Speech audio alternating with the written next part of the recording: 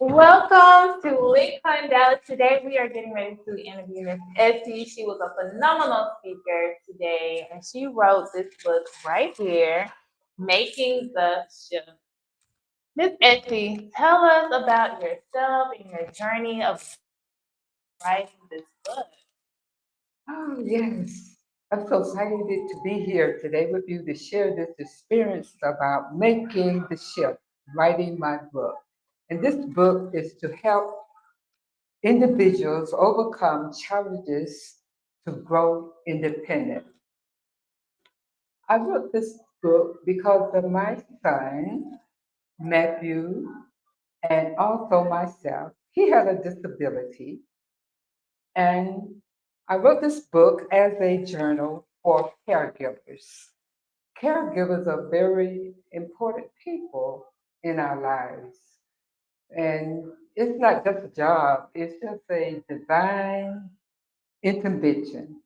And everybody can be a caregiver, but you really have to know what to do or how to care for a person.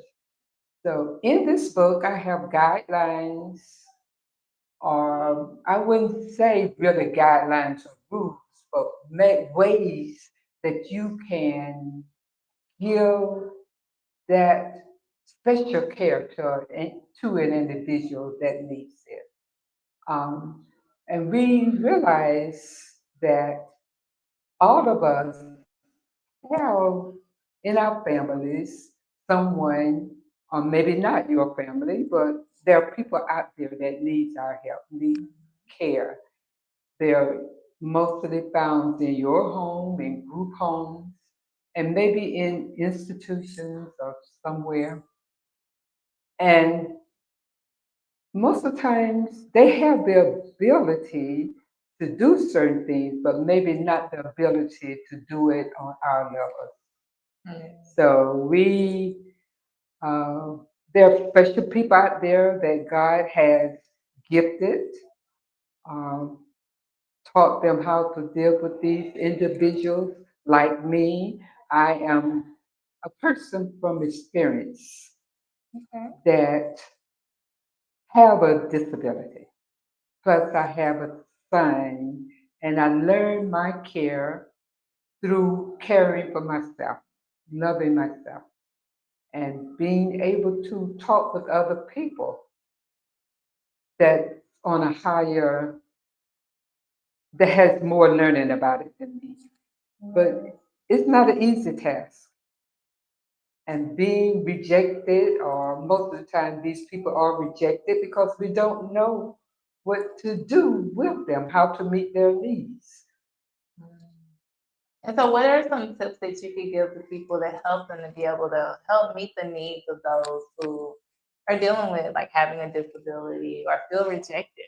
Really, they need to get to know that person, find out what they can do.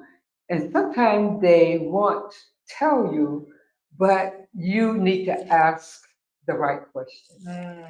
And sometimes they will give you that answer verbally, and sometimes with a yell or scream or any other type of emotion. But you find out what it is. Okay. Mhm. And that's important to be able to really connect. And so what I'm hearing you say is we have to connect with people. We have to get to know people. And Mhm. then from there, they'll be more willing to share with you what their disability is or what it is they need help with. But regardless if we've been diagnosed or not, we all have things that I feel like are our strong points and our weak points. Mhm. And so that's why it's important for us all to work together to be able to figure out, okay, how can we best meet each other's needs to get the coming test done? Yes.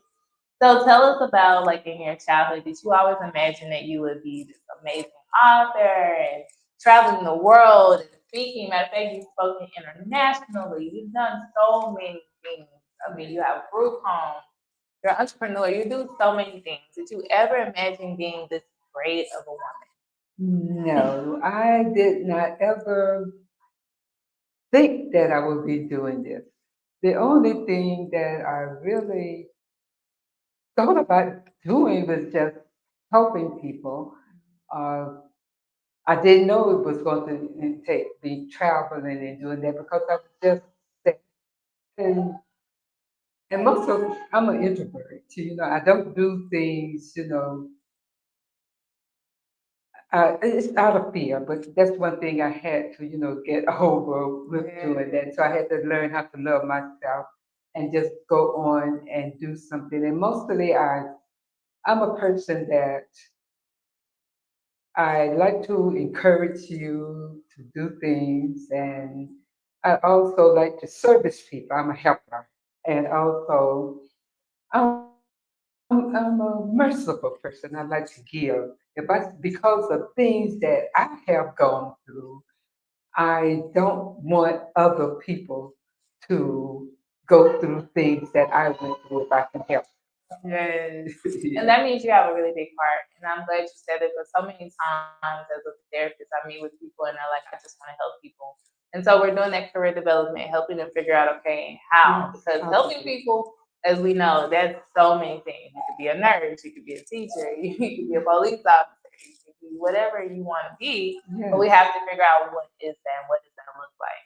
So as we come to a close, tell our listeners how can they purchase a copy of your book and how can they work with you? Oh, you can purchase a copy of my book uh, through